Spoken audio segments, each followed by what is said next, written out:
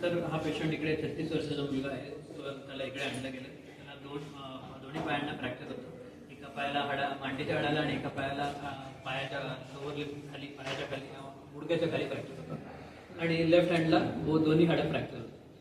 त्याचं blood pressure down होतं. त्यावेळेला आम्ही त्याला इमिजिएटली असेस करून CT वगैरे करून स्टेबलाइज करून पेशंटला ऑपरेशन थिएटरमध्ये त्याच दिवशी घेता आलं आम्हाला. मिनिमल इन्व्हेजिव्ह पद्धतीने हे ऑपरेशन करून त्याच्यामध्ये त्याचे तिन्ही चारही जी हाडं आहेत ते आपण स्टेबिलाइज केली त्याच दिवशी. त्यामुळे पेशंटला इमिजिएटली आम्हाला मोबिलाइज करता आलं आणि त्याला लवकरात लवकर आम्ही आता 2 महिने झाले तो त्याचे मुवमेंट्स करतोय, स्वतः तो हालचाल करतोय. रिकवर व्हायला पेशंटला किती वेळ लागला आणि काय आता सध्याची स्थिती आहे? पेशंटला इमिजिएटली आम्ही दुसऱ्या दिवशी बसवायला सुरू केलं, पाय खाली सोडून. पायाला सूज वगैरे होती, ते सगळं ओव्हरऑल हळूहळू त्याच्या रिकव्हरी होतं. त्याला 10 ते 12 दिवस तो हॉस्पिटलमध्ये होता. स्टिचेस वगैरे काढून त्याला आम्ही त्या 12 दिवसानंतर डिस्चार्ज झाला.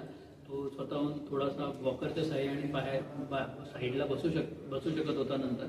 आणि त्याचप्रमाणे आता त्याला 2 महिने झाले सर्जरीनंतर स्वतःहून वॉकरच्या साहाय्याने थोडा सुरू झाला. त्याला ओव्हरऑल रिकव्हरीला 3.5 ते 4 महिने लागणार आहेत आणि दोन्ही हाडांना त्याप्रमाणे, दोन्ही पायांना त्याप्रमाणे फ्रॅक्चर आहे. सर, मेडिकल हॉस्पिटलमध्ये ट्रोमा आणि ऑर्थोपॅडिक ह्याचं काय सुविधा आणि काय विशेष सुविधा इथे उपलब्ध करून दिली आहेत मेडिकलने? मेडिकवर हॉस्पिटल हे एक टर्शरी केअर सेंटर आहे, ज्याच्यामध्ये ट्रॉमाचा एक स्पेशल युनिट आहे. याच्यामध्ये ट्रॉमा केअर डॉक्टर्स हे पूर्ण वेळ तिथे असतात.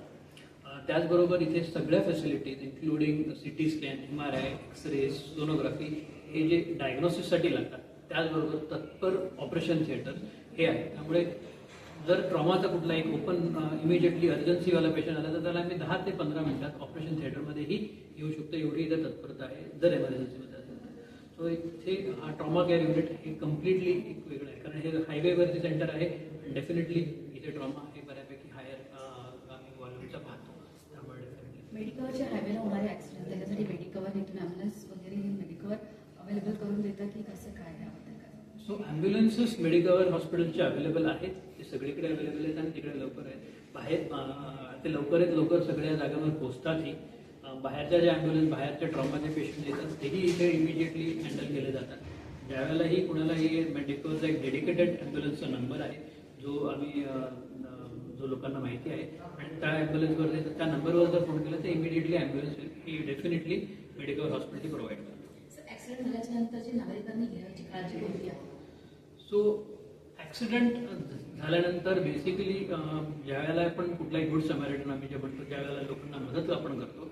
आपली मदत आपण चांगल्या मनानेच करत आहोत. पण ज्यावेळेला समजा एक फ्रॅक्चर पार्ट आहे, समजा इथे फ्रॅक्चर आहे तर दोन्ही जॉईंट्स, वरचा आणि खालच्या जॉईंटला स्टेबिलाइज करून तो फ्रॅक्चर हलवणे, प्लस मान आणि पाठ ह्याला स्टेबिलाइज करून त्या पेशंटला हलवणे हे फार महत्त्वाचं आहे. कारण कधी हे जे आहेत मणका म्हणतो आपण, मणक्यामध्ये जर काही फ्रॅक्चर्स असतील तर ते हल्ले तर पेशंटला पायाला ताकद वगैरे कमी होऊ शकते आणि त्यामुळे हलवताना पेशंटला कधीही फ्रॅक्चर्ड फ्रॅगमेंट हे प्रॉपर स्टेबिलाइज करून आणि न दिसणारे जे मानेचे आणि पाठीचे जे फ्रॅक्चर्स आहेत ते स्टेबिलाइज करून हलवणे हे फार महत्त्वाचं आहे. थँक्यू.